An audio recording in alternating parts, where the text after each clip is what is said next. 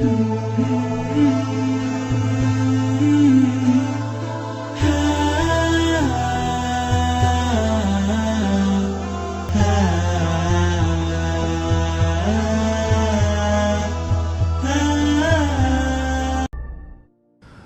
orang di antara kaum muslimin tidak menganggap bahwasanya mengingatkan orang dari kesalahan, kemungkaran, yaitu pelanggaran agama, bukan tanggung jawab dia atau bukan dosa bagi dia.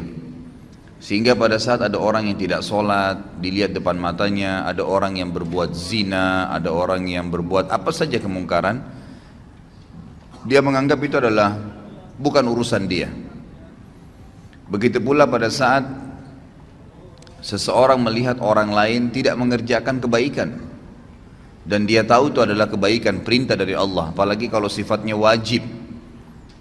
Jadi terkadang ada kemungkaran itu yang sifatnya sendirian dia. Misal ada seseorang memberikan informasi kepada kita, kalau si fulan ini nggak sholat misalnya, lalu kita pergi meluruskan kesalahan dia, itu berarti cuma ingkar mungkar.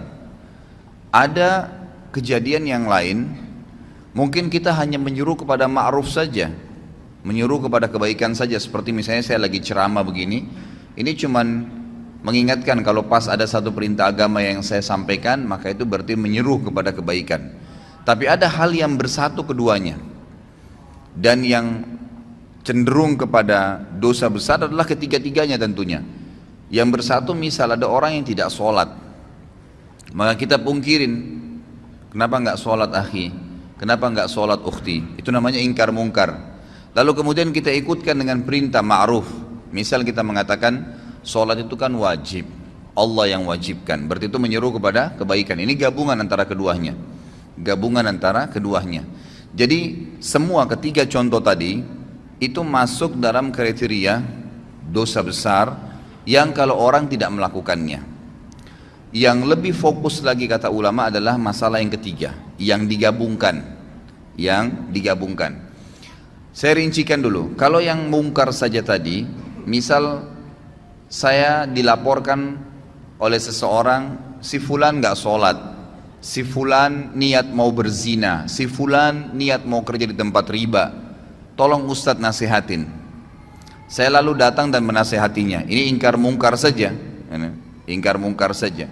Nah ini kalau diminta kepada saya untuk meluruskannya, maka wajib saya harus bisa meluruskan. Kalau saya tidak luruskan, saya dosa besar, karena saya membiarkan orang terjerumus dalam perbuatan dosa besar itu. Tapi kalau yang sedang dia lakukan dosa kecil dan saya tidak luruskan, saya tidak ingatkan, berarti saya termasuk melakukan dosa kecil. Kalau menyeru kepada kebaikan, misal kayak ceramah seperti ini, maka ini lebih cenderung kepada hukumnya sunnah, kecuali memang ada satu kasus terjadi, seperti contoh besok Natal misalnya, lalu saya tahu ada kaum muslimin yang melakukan perbuatan ikut-ikutan, lalu saya tidak luruskan, saya tahu itu, saya tidak coba menyampaikan yang ma'ruf, gitu kan? Maka berarti perintah agama memerintahkan agar kita merayakan Idul Fitri Idul Adha dan tidak ada hari raya yang lain, mengingatkan kepada ma'ruf. Saya tidak ingatkan, maka saya berdosa besar. Tapi kalau umum saja penyampaian ceramah itu hukumnya sunnah saja kalau dia sampaikan secara umum, gitu kan. Kemudian ada yang gabungan antara ingkar mungkar dan ambil ma'ruf tadi. Seseorang yang sedang tidak sholat di hadapan kita, lalu kita ingatkan, luruskan, lalu sekaligus kita sebutkan fadilah daripada ibadah itu, berarti menggabungkan keduanya. Lebih cenderung Imam Az-Zahabi mengatakan semua masuk dalam kriteria dosa, tapi ada rincian tadi. Cuman kalau digabungkan keduanya, ini sudah jelas dosa besar, mutlak, tidak ada lagi pendapat lain. Misal ada orang depan mata kita jelas-jelas berbuat kesalahan pelanggaran agama, ya, maka di sini wajib bagi kita untuk memungkirinya. Kalau tidak, dan sekaligus menggabungkan dengan ma'ruf, ya, diingatkan. Jadi jangan sampai teman-teman cuma bilang orang lagi berzina, jangan kamu zina, haram dalam agama, itu nggak cukup. Itu cuma ingkar mungkar, harus digabungkan.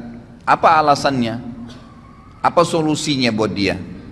Karena zina itu perbuatan yang fahisyah, perbuatan yang buruk, bayangkan kalau nanti perempuan yang kamu zinain ini hamil, bagaimana nanti citra nama kamu di keluargamu, di masyarakat, bagaimana nanti kalau dia hamil kamu menghadapinya. Menggugurkan juga adalah dosa haram yang lain, kalau kamu punya anak, anaknya haram. Jadi kita berikan ma'ruf, ya, berikan selain ingkar mungkar, melarang dia, kita sampaikan juga kebaikan-kebaikan. Ada orang tidak sholat, tanya, kenapa akhi nggak sholat, gitu kan?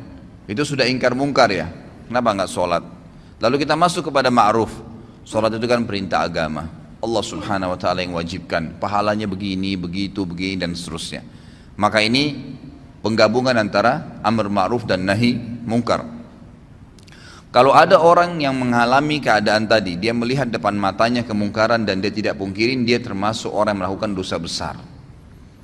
Dan yang lebih berbahaya lagi, selama dia tidak meluruskan kesalahan orang itu dan dia sudah sempat melihatnya, dia tidak memungkirinya sama sekali ya. Sebagaimana yang kita jelaskan ada 3 tahapan: mengingkari dengan tangan, mengingkari dengan lisan, atau mengingkari dengan hati. Sama sekali tidak dilakukan, maka bisa menjadi dosa yang terus menerus dia dicatatkan padanya, karena dia membiarkan. Jadi ada orang ini, jelas dia tahu adiknya ini misalnya minum khamr, dia nggak ingat-ingatin, dibiarin aja terus. Dia tetap sholat, dia tetap hadir di majelis ilmu, tapi adiknya nggak pernah diingatin sama dia, nggak pernah dipungkiri bungkar, nggak pernah juga dikasih ma'ruf, disuruh ganti dengan minuman-minuman yang baik. Allah halalkan susu lebih sehat, Allah halalkan sirup, Allah halalkan madu, dan seterusnya. Kita amr ma'ruf. Kalau tidak, selama dia lihat kemungkaran tersebut dan sampai adiknya belum berubah, dia dapat dosa terus. Karena dia juga termasuk terlibat di situ, punya andil, dia seakan-akan membiarkan. Ringannya dalam agama kita, saudaraku, karena dalam agama ini ingkar mungkar yang tadi sifatnya bisa menjadi dosa besar itu akan hilang spontan pada saat kita mengingkari walaupun cuma sekali. Jadi ingkar mungkar itu dan amr ma'ruf, melarang dari perbuatan dosa dan menyuruh kepada kebaikan, itu yang wajibnya hanya yang pertama. Misal ada orang tidak sholat nih, teman kantor, lalu kita nasihatin, kenapa nggak sholat akhi, kan itu dosa.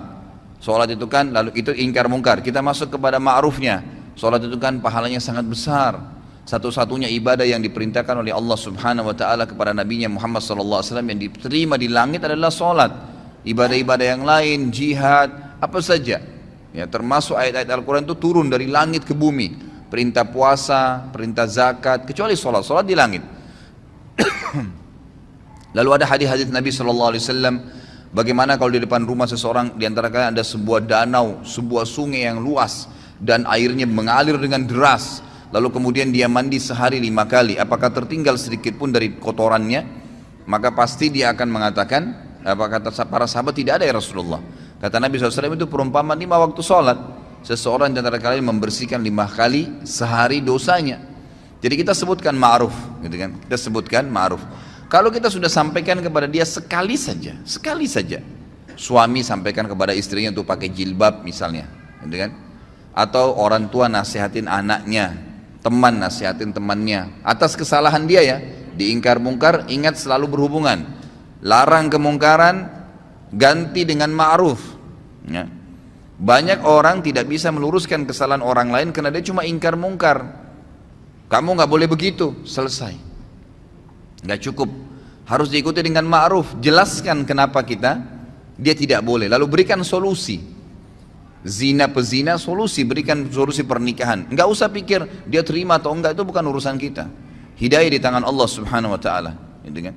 Ma'alaika illal balag. Allah SWT menyampaikan kepada Nabi SAW, tugasmu hanya menyampaikan saja. Tugasmu hanya menyampaikan, jadi tidak ada tugas yang lain. Kita cuma sampaikan hidayah di tangan Allah subhanahu wa ta'ala. Kalau sekali saja, sekali lagi, Anda sudah ingkar mungkar dan amr ma'ruf, maka gugur hukuman dosa besar. Nggak ada lagi sudah. Jadi kalau sudah diingatin sekali, yang kedua, yang ke-100, yang ke-1000 itu sudah sunnah hukumnya. Sudah sunnah.